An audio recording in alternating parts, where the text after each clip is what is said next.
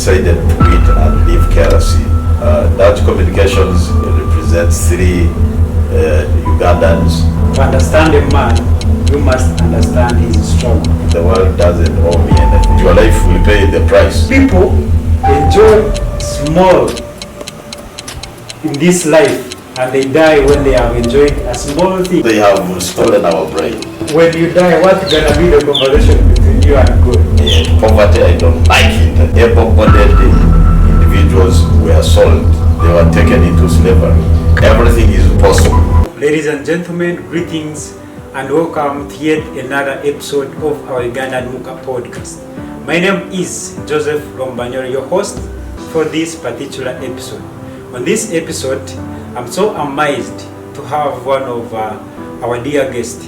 Before we dive into this episode, I would like to invite you to join this community of Muka podcast and hear more interviews that will help you to become happier, healthier, and more healed. All I want you to do is to hit on that subscribe button. I know it's quite incredible also to leave your comment there on how you feel about this podcast. Thank you so much, and I can't take you for granted. Our guest today is a Ugandan research consultant. Let me give him a golden opportunity to introduce himself as we dive in this episode. Everybody who is watching this incredible show at Muka podcast, I am honored and privileged to be part of this episode. I'm called Alex Ruhunda, and right now I'm the Member of Parliament of Fort Portal Tourism City Central Division, but I'm a researcher, I'm a businessman, and a Pan-Africanist as well. So I believe very strongly in the ideology that makes human beings be able to invent, be able to innovate, but at the same time to tame the nature and make it the best place for human existence. And that has been part of my road journey, and for the last 30 years I have been at it.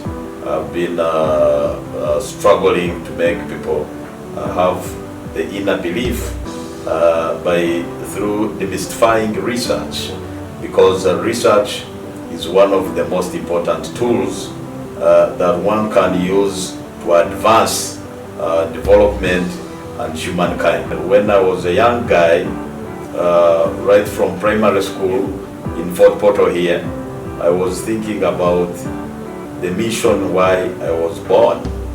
Why did God create me differently? And what is it that when I am still alive that I will be able to do for people to remember and to know that a man like Alex Ruhunda existed in this part of the world, of Fort Portal in Uganda. When I look back, what I have done in the last 30 years, it gives me the satisfaction that you can be a young youth, you can be having nothing, you may come from a background in a family where you are all in need, you are hustlers, and then when you focus, you can be a successful person and enjoy the fruits of hard work and the fruits of thinking big. So when you have an idea, it's not that this idea is yours only. Whenever we generate ideas, they are to do with the society and the environment in which you live. So when I was at university, I started thinking that the first thing I need to do is to come back home in Fort Portal and establish a research institute. And this has come to pass because I started KRC Uganda now. It was a Kabarole Research and Resource Center, and now it's KRC Uganda operating throughout the country. And what drove me into that is that data is petroleum. Science is the gift God that gives human beings to innovate, to come up with ideas that make life better, that makes life easy. And that's why now, as we are into artificial intelligence, we are seeing a lot of advancement where now you can sit in your home and you get to the world and the world gets to know about you. And this means that that is what we need in Africa. We have no other reason whatsoever to give excuses. The only thing we can do is to take ownership of our continent. There is nobody who is going to bring development to us.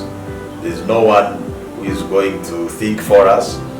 What is important is for us to wake up every day and we are thinking about our livelihood. We are looking at the intellectual bodies that are very vital in the human capital development that will now improve and steer the continent of Africa, Uganda as a country, and our fourth port of tourism city to greater heights. So my experience in research has seen a lot of transformation, because the first steps I did was to demystify research within the local population and getting the people to understand that they can be able to collect data around them, they can be able to apply the data that they've collected to sort out their development needs. The way how people are prayerful is not enough, because you can't just pray and you think that God will do miracles in your life. No, you pray with a dream that you want to fulfill. What's the role of your faith? What is the role of religion in your life? When human challenges emerge, they give you opportunities. When I did my research and discovered that actually our attitude and mindset towards making money is really not very right, especially when we mix culture with business, because business is something that has to be respected. When you start a business, you must be able to give it the value it deserves, you give it the love, you give it the regulations that govern it for it to succeed. You don't go and start a business and you think it will work when you don't have the discipline that goes with running a business on a daily basis. One of the beautiful things which I feel I succeeded in life at the age of 24 was when I started KRC, and I knew that I'm starting something that is huge, that is going to be big, but at the same time I was being challenged that how come many of the Africans, especially Ugandans, they begin companies, they begin organizations, and they don't see the 50th birthday, they don't see the 10th birthday, and if maybe they have done well, they die with the founder. When you have founded something, you die and it dies. When I started KRC, I reached the point where I said, it is time to quit. Much as this is an organization I founded, there are other brains that can put it to another level. And I decided to quit and leave KRC to run and being run by other experts, by other professionals. And now it's a 28-year-old organization. It has lived and tested different trends.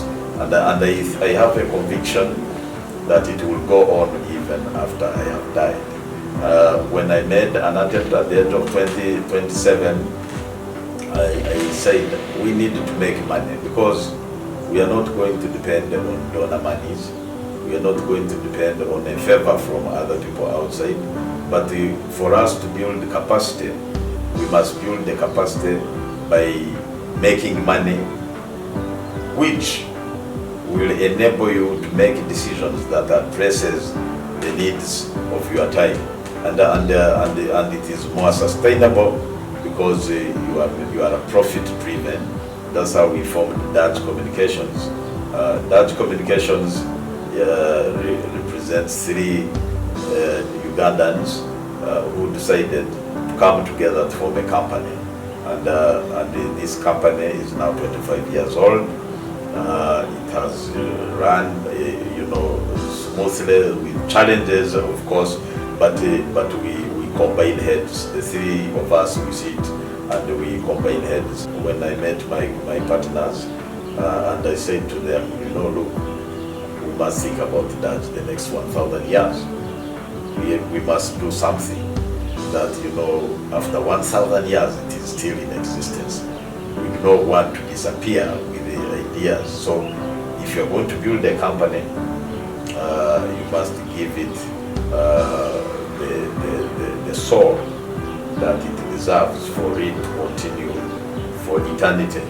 As you know, we have looked at many companies in Europe, in America, and other nations that have lasted beyond their founders. They were started in the 17th century, in the 18th century, and up to today they are still running. So what is the magic? And that is something which every Ugandan and every African must be asking. How do they do it? What is the magic behind that? How come that the Indian model, where you are seeing businesses shift hands from one family, one generation to another, how do they do it? These are the kind of things which we have to look into. And me as a researcher, that is where I spend time. But I spend time, but at the same time experimenting, because you must have a lot of patience when you are looking at the long term and you are building something for the next generation. You do it knowing that you are doing it for the next generation. You're not doing it for yourself, but you're doing it for the next generation. It's not yours. It is for those who will come after you. It means you give it the foundation that is beyond the individual interests. You know that many companies, they conflict between an institutional interest, a company's interest, and an individual interest. And when you don't balance individual interests with the institutional interest, then the institution is affected. And I think this is what we need to learn. So I used to tell my friends, yes, we are from an environment that has dependency. You have so many people who think out of your success, you must provide for them. When you have that capacity, you can only provide what is yours, and what is not yours, you should not, and you should make people understand. You don't go and eat up the whole company capital because you are thinking of solving problems of your society. Problems are always there. They live with us, and you can never solve all the problems. So what is important is to prioritize. What are your priorities? What is it that you want to see? So if you want to build a formidable company to last beyond your generation, then that company must be protected through discipline, through honesty, through building capacity of individuals who can run it and those after you. You can't run any organization or a company and it grows beyond you when you are not building the capacity of those who are supposed to run it and take it to another level. Why is it that many rich families, when the owners die, the children don't value what is left? They sell it off. And that means that was a poor planning at the level of the poor family. Because when you are a family that has to hand over to another generation. So from one family to another, and another. And that can only happen when you invest in your children. Give them quality education, but give them the discipline that goes with that, and give them the wisdom that is needed for them to appreciate and start from where you stopped. When I was doing research and starting the KRC organization, I knew that I have limitations. I knew I'm not a professor. I knew that I needed the other skills. So what was important? You form an organization. You create space. And in that space, you are able to hire skills and manage the skills. And when you have that art of organizing and managing skills, however sophisticated they are, but so long as they serve the purpose of your intention in the institution, then you will succeed. That's quite interesting. To understand a man, you must understand his strong. after sharing the story, you talked of building a company, building an NGO.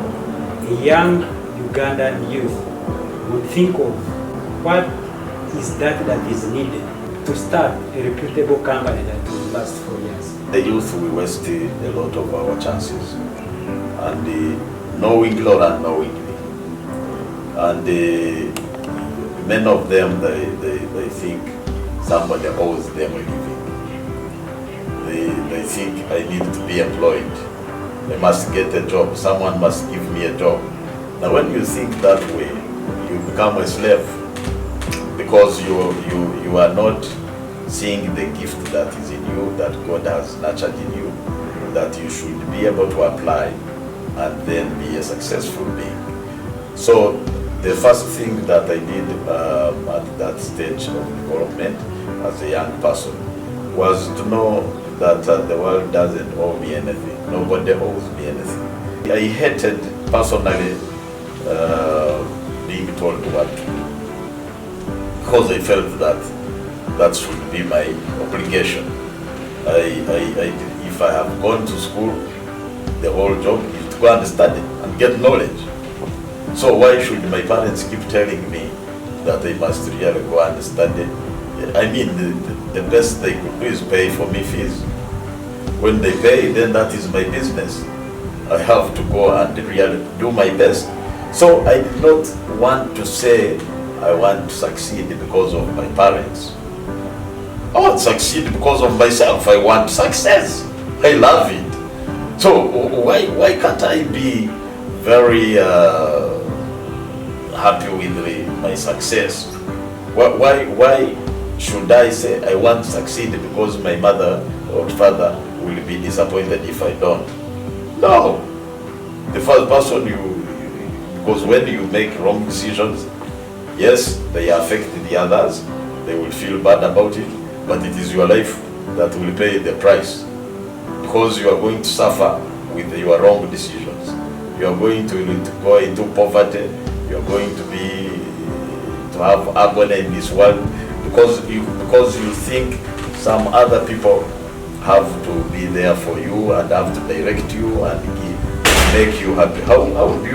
How do you go to subject your happiness to other persons? That they are the ones now who have to work, then they earn, then they make me happy. That's a very stupid mindset. So you have to know that it is me. This is my life.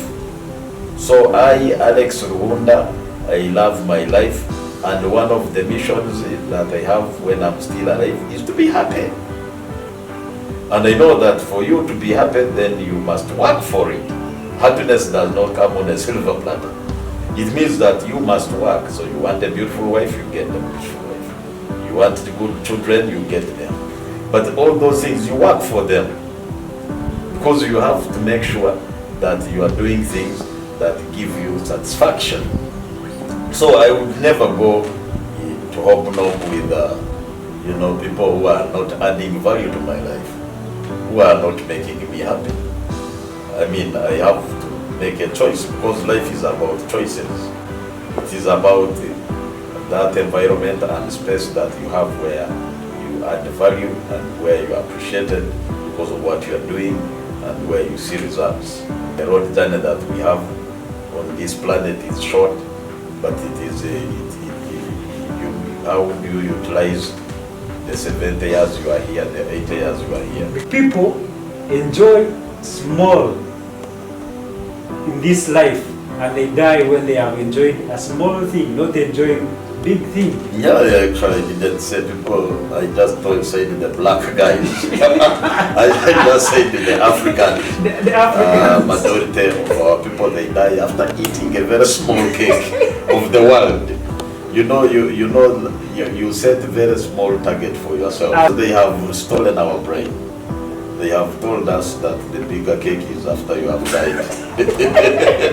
And now people invest so heavily. Life after death. Yeah, so people invest heavily in life after death. Not that you must first enjoy here on earth, and you have the bonus when you have died in heaven. So to me, it is about how do we overcome that kind of myth, where people, they feel they give up, they give up easily. When you are in the race, you are running a marathon, and after 5 kilometers, then you burn out, and you say, I think really I will not reach, and you pull out of the race. So that is what happens in the real life, because we are all running the long race that God has stamped for us here on earth. But if you choose to run the fewer kilometers, that's what you will get. If you finish the marathon, then you have the satisfaction, then you have the enjoyment, because you must go extra mile. Because the bigger things in this world, you work for them. You team up, you combine, you look for like minds, you desire, because you must have a desire and a thirsty for good things. And when you have thirsty for good things, then they drive you. You are driven by that. So if you begin, saying, those people, the Chinese will go to hell, the Americans will go to hell, the Europeans, they are just busy greed, they are taking all this in this world. For me, let me take little, and then when I die, I will enjoy. Then I have sympathy, too much sympathy for you, because you will see very little, you will eat very little, yes. And which is very unfortunate. So the productivity. And you think when you die, what's gonna be the conversation between you and God? Yeah. About what you will do. What will you account? Because life is about accountability. Yes. Yes, I gave you the life. Now you have come. What were you doing with it? It is even I liked the one time in the Bible that saying where they say they gave coins to 3 guys. One buried it, another one did what, the other one went and multiplied. And when they came, they said, you to bring what is there, they added the one who multiplied. Yes. So why don't you learn from that? Why do you think that you want to go to heaven when actually you have failed to multiply the gift of life that God has given you?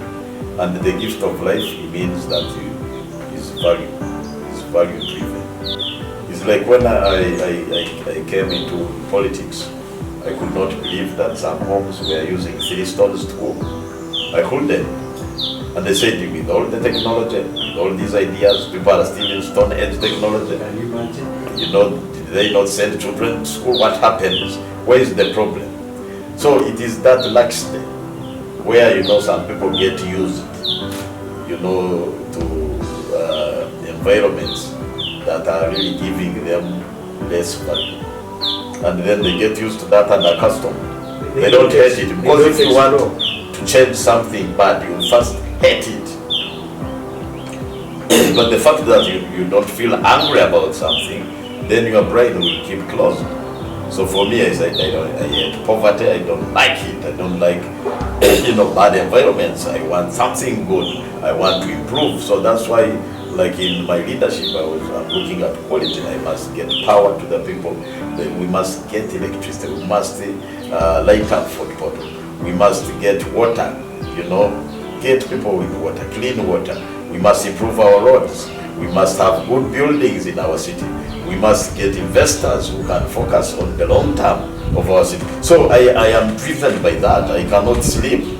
I cannot say, now I'm satisfied because I am an MP and maybe I've got a good house and then I can meet my needs. I have established companies and then they are able to give me returns and then I say I am happy. No, because we are not yet there.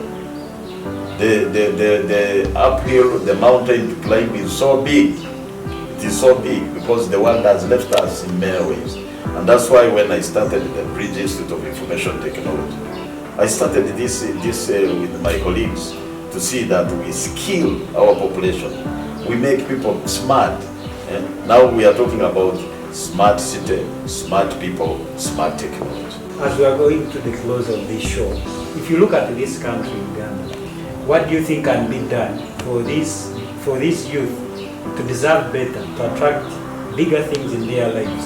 One of the biggest challenges that we face is having a few skilled youth. So when you have theoretical youth, then you have a problem. They love good things, they can't know how to get them. Now we must get fixers. It means that we have the potential of catching up with the world if we give the right skills to our younger population. They are the wealth of the nation. So to me, I think that we have to run away from this mindset of thinking the jobs are in offices. You know, if you look at Europe, they have so many technicians. So people are earning a living out of their technical skills. They don't have to get a degree. They just go and they are sharpened, they have a skill, they can fix. So this approach is what we need as a country, such that we avoid having redundant and unemployable youth. Now we must also teach people the discipline of work ethics. Because when you are deployed, you must be result oriented. You are not going to be begged by your bosses to produce results. So you must have clear focus, targets, discipline of delivery and being useful. So to me, that is the crisis, because you have a pool of many people but with limited skills. So we have to skill them. And what we need now is for flexibility. Because the moment, the first thing I said, you must have the urge of learning. You must have the thirst of knowing. And you must fall in love with the data. Because it is the data that will give you that very useful path. The decision that you are making is based on facts. It's not based on guesswork. So you research, you get to know what is required in any environment, and you put your energy into it, and then when you reach, you have a better advantage. So to me, I think the youth, they need to be also supportive, because you are not going to sit and become a problem. And then everybody is saying you are a problem, there is a problem, people drinking, drugs and so on. I think these are things which, because when you make a choice as a youth, even when you are going through difficulties, you can make a choice of seeing, how do I get out of here? How do I get somewhere?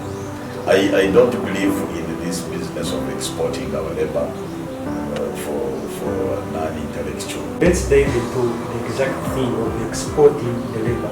When we look at the young people, these are the people who are energetic.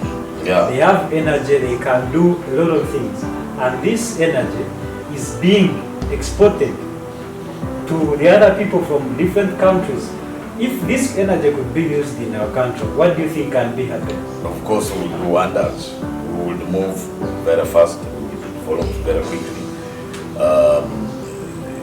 The African continent got depleted of its human capital through slavery.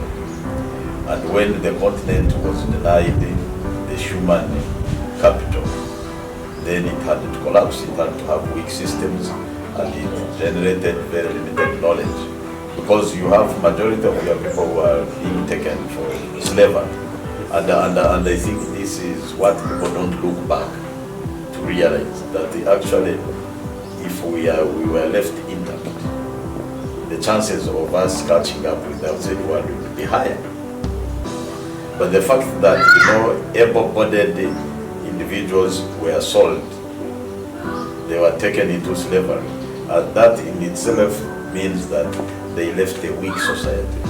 And for this weak society to catch up with the world, it's not easy, because you have become too slow and you have limited capacity, and out of that you can't even defend yourself. So at the end of the day, you get colonized like how they did it, and they now controlled our mindsets through education, that they were giving us the type of education that was not really giving us the know-how. How is this mentality of most of the youth who think that green pasture is outside? don't you see that here in Africa, in Uganda, don't you see that us, we can make our own green pasture? Well, I usually tell people that what if I had decided that they go out of Uganda for greener pasture? Would the things I have done in my society here, would they be? I think it would be worse. So you are there, you go out, people have already established themselves, you are not adding any new stuff, you are just being used, exploited, and then you've got limited value that you are adding back home. So to me, I think that don't run away from the problem, confront it. Don't be shy to fight problems. You live in a problem, you hate it, and you find a solution.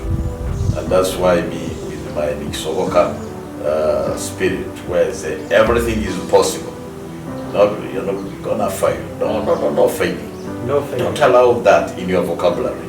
Yes, you can fall down, but you must rise. You must know how to rise. And you keep fighting and fighting and fighting until you reach your desired results. Oh, that's quite interesting. As we are winding up, you're gonna give us your final remarks to people who is watching us at Muka Podcast, mostly the youth, our elder people, and the people of Toro. As you are a great asset of Toro, we can't skip this. We love your innovation. First of all, I congratulate you for starting Muka Podcast, and I'm sure that you have a viewership that is growing every day. And this is an innovation that you started, and I love it. And now here we are able to share information.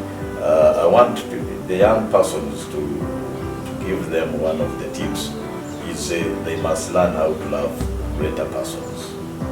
They must fall in love with people who are bigger than them, you know. If somebody has succeeded, admire, don't hate. And that's one of the limitations I found, that, you know, minds that now tend to find ways of tarnishing a successful person. People must be proud of their great guys and women. So when you have produced people with ideas, love them, protect them, defend them, and encourage them, and embrace them. And don't be look, you know, every time we are looking at something, quality, good, successful individuals, we tend to look at foreigners. We don't think that within us we have the champions. And you can't be a champion when you can't produce a champion when you are looking at champions from elsewhere.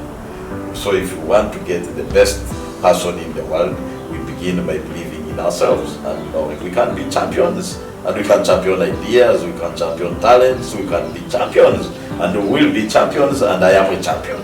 You can be a champion, we can be a champion, if we believe within the warrior within ourselves. I would like to invite you again to join this community of Muka Podcast. All we would like you to do is to keep watching this show, and we'll be happy to see your comments, how you feel about this podcast. I thank you all for watching us. This marks the end of this show of Muka Podcast. Thank you so much for God and my country. Diksoboka. Very good.